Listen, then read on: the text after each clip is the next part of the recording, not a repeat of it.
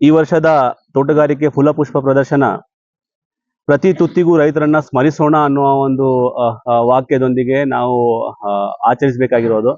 ಯಾಕಂದ್ರೆ ಮಂಡ್ಯ ಜಿಲ್ಲೆಯಲ್ಲಿ ರೈತಾಪಿ ವರ್ಗದ ಕೊಡುಗೆ ಸಮಾಜಕ್ಕೆ ಅತ್ಯಂತ ಹೆಚ್ಚಾಗಿ ಇರುವುದರಿಂದ ನಾವು ಪ್ರತಿ ತುತ್ತಿಗೂ ರೈತರನ್ನ ಸ್ಮರಿಸೋಣ ಅನ್ನುವ ಒಂದು ಸ್ಲೋಗನ್ ಅನ್ನ ಇಟ್ಕೊಂಡಿದ್ದು.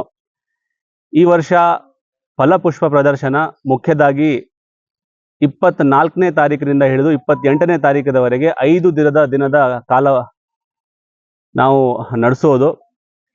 ಈ ಒಂದು ಫಲಪುಷ್ಪ ಪ್ರದರ್ಶನದಲ್ಲಿ ಪ್ರತಿ ವರ್ಷ ನಾವು ಯಾವ ರೀತಿಯಲ್ಲಿ ಪುಷ್ಪಗಳ ಜೋಡಣೆ, ತರಕಾರಿಗಳ ಜೋಡಣೆ, ಹಣ್ಣು ಹಂಪಲಗಳ ಜೋಡಣೆ ಮತ್ತು ಇನ್ನಿತ್ಯಾದಿ ಇಲಾಖಾ ವತಿಯಿಂದ ಸ್ಟಾಲ್ಸ್ ಹಾಕೋದಾಗ್ಲಿ ಅಥವಾ ಬೇರೆ ಬೇರೆ ಚಟುವಟಿಕೆ ಇರೋದಾಗ್ಲಿ ಈ ವರ್ಷ ಕೂಡ ನಾವು ಮಾಡಲಿಕ್ಕೆ ಒಂದು ವ್ಯವಸ್ಥೆಯನ್ನ ಮಾಡ್ಕೊಂಡಿದ್ದೇವೆ. 10 ಗಂಟೆ ಬೆಳಗಿಂದ ಸೇರಿ ಸಾಯಂಕಾಲ ಟೈಮ್ ಹಿಡಿದು 10 ಗಂಟೆವರೆಗೆ 10 AM to 10 PM. ಸೊ 12 ಗಂಟೆ ಕಾಲಾವಕಾಶ ಇಲ್ಲಿ ಇರೋದು. ವಯಸ್ಕರಿಗೆ 30 ರೂಪಾಯಿ ಶುಲ್ಕ, ಮತ್ತೆ 6 ರಿಂದ 12 ವರ್ಷದ ಮಕ್ಕಳಿಗೆ ಯಾರು ಶಾಲಾ ಯೂನಿಫಾರ್ಮ್ ಅಥವಾ ID ಇಟ್ಕೊಡೋದು ಇಟ್ಕೊಳ್ತಾರೆ ಅವರಿಗೆ ಉಚಿತವಾಗಿದೆ. ಯಾರು ಶಾಲಾ ಯೂನಿಫಾರ್ಮ್ ಆಗಲಿ, ಸಮವಸ್ತ್ರ ಆಗಲಿ ಅಥವಾ ID ಕಾರ್ಡ್ ಏನಿದೆ ಅವರು ಇಟ್ಕೊಂಡಿಲ್ಲ ಅಂತಂದ್ರೆ ಅವರಿಗೆ 20 ರೂಪಾಯಿ ಇದು ಪ್ರವೇಶ ಶುಲ್ಕ ಮಾಡೋದು. ನಾನು ಹೇಳಿದಾಗೆ ಶಾಲಾ ಮಕ್ಕಳಿಗೆ ಅವರು ಶಾಲಾ ಸಮವಸ್ತ್ರ ಧರಿಸಿರೋದು ಮತ್ತೆ ID ಕಾರ್ಡ್ ಉಳ್ಳುವ ಎಲ್ಲ ಮಕ್ಕಳಿಗೆ, ಇಲ್ಲಿ ನೀವು ID ಕಾರ್ಡ್ ಅಂತ ಹಾಕಿಲ್ಲ ಆದ್ರೂ ಕೂಡ ID ಕಾರ್ಡ್ ಇಟ್ಕೊಂಡಿರುವ ಮಕ್ಕಳಿಗೆ ಉಚಿತ ಪ್ರವೇಶ ಇದೆ. 6 ವರ್ಷಕ್ಕಿಂತ ಕೆಳಗಿನ ಮಕ್ಕಳಿಗಂತೂ ಏನೋ ಹಾಕಿಲ್ದಿದ್ರು ಕೂಡ ಅವರಿಗೆ ಉಚಿತ ಪ್ರವೇಶ ಅಂತ ನಾವು ಮಾಡಿದ್ದು. ಕಳೆದ ಬಾರಿ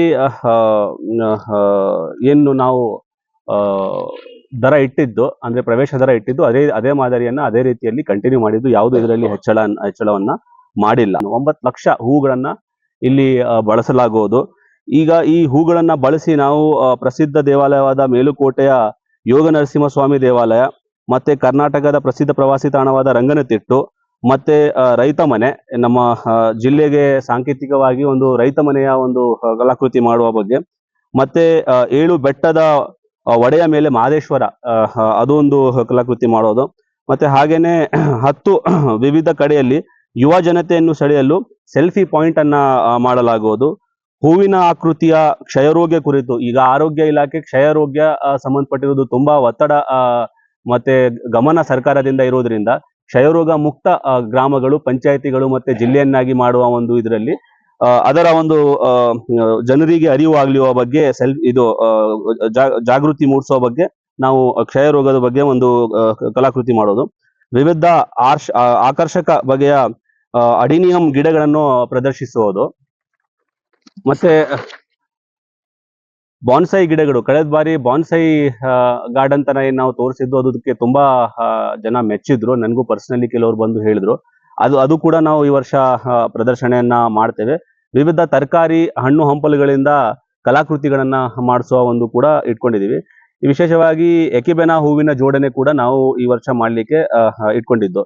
ಒಟ್ಟಾರು ಅಂದಾಜು 35,000ಕ್ಕಿಂತ ಹೆಚ್ಚು ಯೂನಿಟ್ಸ್ ಅಂದ್ರೆ ಬೇರೆ ಬೇರೆ ಗಿಡಗಳನ್ನ ಬಳಸೋದು, 40 ವೆರೈಟಿಯ ಹೂಗಳನ್ನ ನಾವು ಬಳಸೋದು.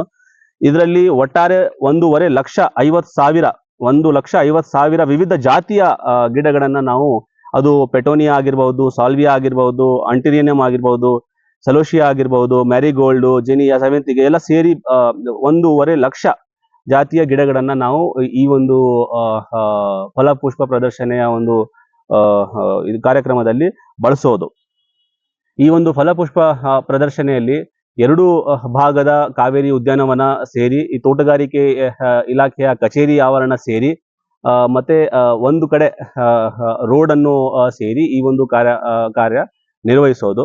ಇಷ್ಟು ನನ್ನ ಕಡೆಯಿಂದ ಈ ಒಂದು ಫಲಪುಷ್ಪ ಪ್ರದರ್ಶನ ಏನಿದೆ ಅತ್ಯಂತ ಯಶಸ್ಸಾಗಿ, ಅತ್ಯಂತ ಒಂದು ಜನರಿಗೆ ಆಕರ್ಷಣೆಯ ಜೊತೆಗೆ ಜನರಿಗೆ ಅರಿವು ಮೂಡಿಸುವ ಜೊತೆಗೆ ಲಾಭಕಾರಿ ಆಗ್ಬೇಕು ಅನ್ನೋದು ದೃಷ್ಟಿಕೋನ ನಾವು ಇಟ್ಕೊಂಡ್ರೆ ನಮ್ಮ ಜಿಲ್ಲೆಯ ಸಮಸ್ತ ನಾಗರಿಕರು ಇದರಲ್ಲಿ ಭಾಗವಹಿಸಬೇಕು. ಮತ್ತೆ ಯಾವುದಾದ್ರೂ ಸಲಹೆ ಇದ್ರೆ ಕೂಡ ನಮ್ಗೆ ಇನ್ನೂ ಟೈಮ್ ಇರೋದ್ರಿಂದ ಕೊಡಲಿಕ್ಕೆ ಇಲಾಖೆ ಆಗ್ಲಿ ಈ ಒಂದು ಸಮಿತಿ ಆಗ್ಲಿ ಯಾವಾಗಲೂ ಸದಾ ರೆಡಿ ಇದೆ ಅಂತ ಹೇಳಲಿಕ್ಕೆ ನಾನು ಇಷ್ಟಪಡ್ತೇನೆ.